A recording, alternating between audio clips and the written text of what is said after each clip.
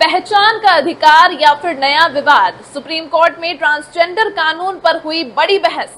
देश की सर्वोच्च अदालत सुप्रीम कोर्ट ऑफ इंडिया में एक ऐसा मुद्दा गूंजा जो सिर्फ कानून नहीं बल्कि पहचान, गरिमा और अधिकारों से जुड़ा है। ट्रांसजेंडर संशोधन अधिनियम 2026 को चुनौती देने वाली याचिकाओं पर सुनवाई करते हुए कोर्ट ने केंद्र और सभी राज्यों को नोटिस जारी कर 6 हफ्तों में जवाब मांगा है। इस दौरान वरिष्ठ वकील अभिषेक मनु सिंघवी ने दलील दी कि नया कानून ट्रांसजेंडर व्यक्तियों को उनका सबसे अहम अधिकार, अपनी पहचान खुद तय करने का अधिकार ही छीन रहा है, जो 2014 के ऐतिहासिक नालसा जजमेंट 2014 के खिलाफ है। वहीं सुनवाई के दौरान चीफ जस्टिस ने यह चिंता भी जताई कि क्या इस अधिकार का गलत इस्तेमाल नहीं हो सकता। अब नए संशोधन के तहत पहचान तय करने के लिए मेडिकल बोर्ड की सिफारिश जरूरी होगी, जिसे याचिकाकर्ता निजता और गरिमा का उल्लंघन बता रहे हैं। कोर्ट में यह भी कहा गया कि इस कानून के डर से कई लोगों ने अपनी हार्मोनल थेरेपी तक रोक दी है। हालांकि सरकार की ओर से तुषार मेहता ने स्पष्ट किया कि इसका मकसद जबरन लिंग परिवर्तन जैसे मामलों को रोकना है, न कि किसी के अधिकार को छीनना। फिलहाल कोर्ट ने कोई अंतरिम आदेश अभी नहीं दिया है क्योंकि कानून अभी लागू नहीं हुआ है, लेकिन इस बहस ने एक बड़ा सवाल जरूर खड़ा कर दिया है। क्या पहचान तय करने का अधिकार व्यक्ति के पास होना चाहिए या फिर सिस्टम के पास? आने वाले दिनों में सुप्रीम कोर्ट का फैसला न सिर्फ कानून बल्कि हजारों लोगों की जिंदगी की दिशा भी तय करेगा।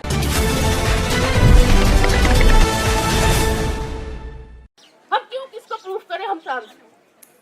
और दूसरा जो इस बिल का मेन चीज है, सपोर्ट सिस्टम को अटैक करना।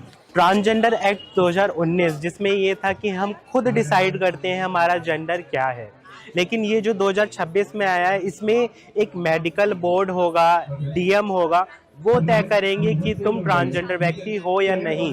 जिनको वो डेफिनेशन में कार्ड वो देना चाहेंगे देंगे, पर हमसे हमारी आइडेंटिटी कोई नहीं छीन सकता।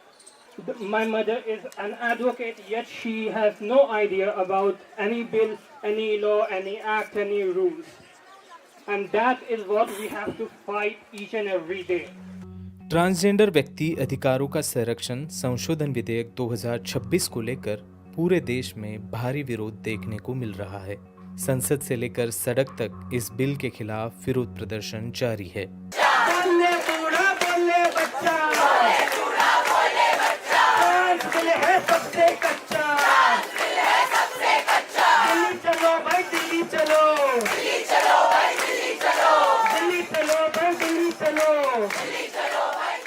दिल्ली के जंतर मंतर में इस बिल के विरोध में एक प्रदर्शन का आयोजन किया गया था। इस प्रदर्शन में दिल्ली के विभिन्न सामाजिक संगठनों, विद्यार्थी संगठनों और आम नागरिकों ने सहभाग लिया।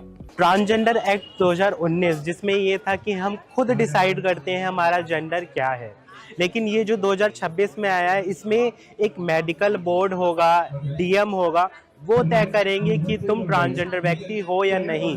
ट्रांसजेंडर कम्युनिटी को जब से वो अपने आप को ट्रांसजेंडर मानता है तब से ही उसको प्रॉब्लम आती है, चाहे वो घर में हो, फैमिली से हो या आसपास सोसाइटी से हो, स्कूल हो, जॉब हो, हर कहीं दिक्कत आती है। हर कहीं उसका जेंडर देखा जाता है, हर कहीं उसके साथ सेक्सुअल हरासमेंट होता है, रेप होता है, लेकिन वो केसेस दर्ज नहीं होते हैं।